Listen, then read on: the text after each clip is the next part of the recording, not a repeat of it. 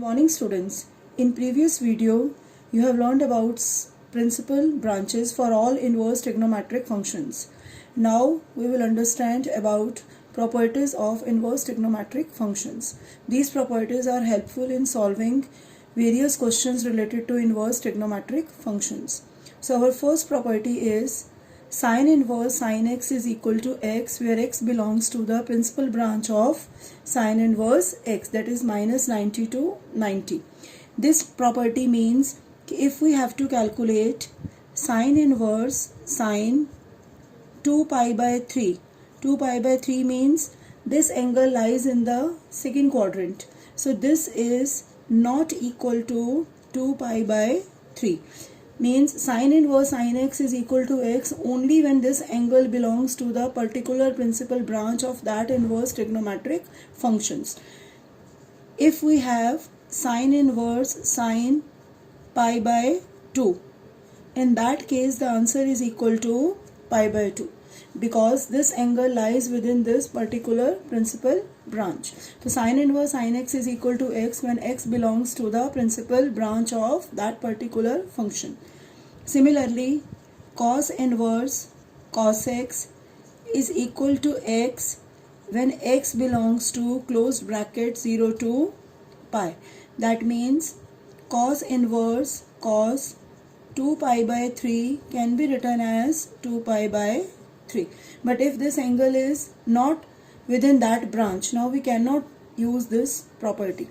Similarly, tan inverse tan x is equal to x when x belongs to open interval minus 90 to 90. In the same way we can write for secant inverse secant x is equal to x when x belongs to 0 to pi but x is not equal to pi by 2 because cos 90 is 0 and secant 90 is not defined. Similarly, cosecant inverse cosecant x is equal to x, x belongs to minus 90 to 90 except 0 because cosecant 0 is not defined. In the same way we can write cot inverse cot x is equal to x for x belongs to open bracket 0 to pi. That means all these properties, in all these results we can only write cos inverse cos x equal to x whenever x belongs to the particular branch. In the same way our second property is, now second property is sin inverse x is equal to x. Now in this case our x is not the angle. Here x belongs to minus 1 to 1. How we apply this property in solving the questions? For example, if we want to calculate sin inverse 2, this is not equal to 2.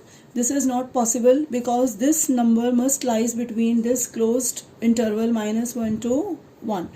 In the same way, sin inverse 1 by 2 is equal to 1 by 2 because 1 by 2 belongs to this particular interval. Similarly, cos inverse x is equal to x when x belongs to minus 1 to 1, and in the same line tan of tan inverse x is equal to x where x belongs to any real number. So these are some properties. We can use these formulas only if this x belongs to the particular branch. So according to the question we will apply these properties in solving our problems. Now our next property is sin inverse minus x is equal to minus sin inverse, means when this is negative, how we deal with the negative sign. So sin inverse minus x is equal to minus sin inverse x where x belongs to minus 1 to 1. When we have cos inverse minus x, it is equal to pi minus cos inverse x, where x belongs to minus 1 to 1. Now we can also prove this property. Suppose we want to prove this result. From the left hand side, let cos inverse minus x is equal to theta. So this implies minus x is equal to cos theta. This implies x is equal to minus cos theta. Now if we want to take this negative sign here, the method is we write it as cos pi minus theta, because second quadrant cos pi minus theta is equal to minus cos theta. So this implies pi minus theta is equal to cos inverse x. So theta is pi minus cos inverse x, and our theta is this. So we can write the value of theta as cos inverse minus x is equal to pi minus cos inverse x. So when there is negative x in case of cos inverse, it will change as pi minus cos inverse x. Similarly, tan inverse minus x is equal to minus tan inverse x. Cot inverse minus x is equal to pi minus cot inverse x. Here x belongs to R. Here also x belongs to R. And secant inverse minus x is pi minus secant inverse x, where x belongs to R minus this interval.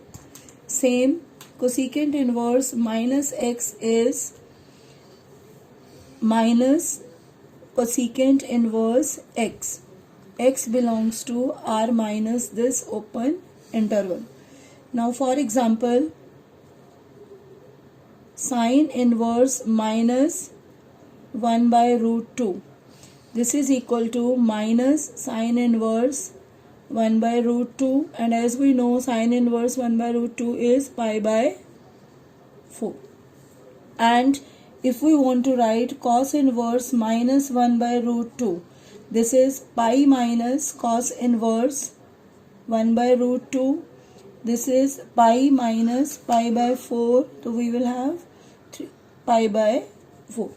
So when we have this negative in any of the inverse trigonometric function, this is the way to do the calculations. Our next property is sine inverse 1 by x is equal to cosecant inverse x, where x belongs to this particular interval. Similarly, cos inverse 1 by x is secant inverse x, and tan inverse 1 by x is cot inverse x when x is positive, and it is minus pi plus cot inverse x when x is negative. How we use these properties in the question? Suppose we have sine inverse 1 by 2. By using the above property, it can be written as cosecant inverse 2. Similarly, suppose we have secant inverse 4. It can be written as cos inverse 1 by 4. And if we want to prove this property, suppose we start with the first one. Let our right hand side is equal to cosecant inverse x is equal to theta. Let cosecant inverse x is theta. This implies x is equal to cosecant theta. X always belongs to R minus this open interval minus 1 to 1. Now x equal to cosecant theta can be written as 1 by sine theta. So sine theta is equal to 1 by x. Theta is sine inverse 1 by x, and our theta is cosecant inverse x, this as it is sine inverse 1 by x. So in the same way we can prove such properties, but in the questions you only need to learn these formulas for the calculations. Now as sine theta is equal to 1 by x, this theta is equal to sine inverse x. That is only possible when this 1 by x belongs to the particular interval.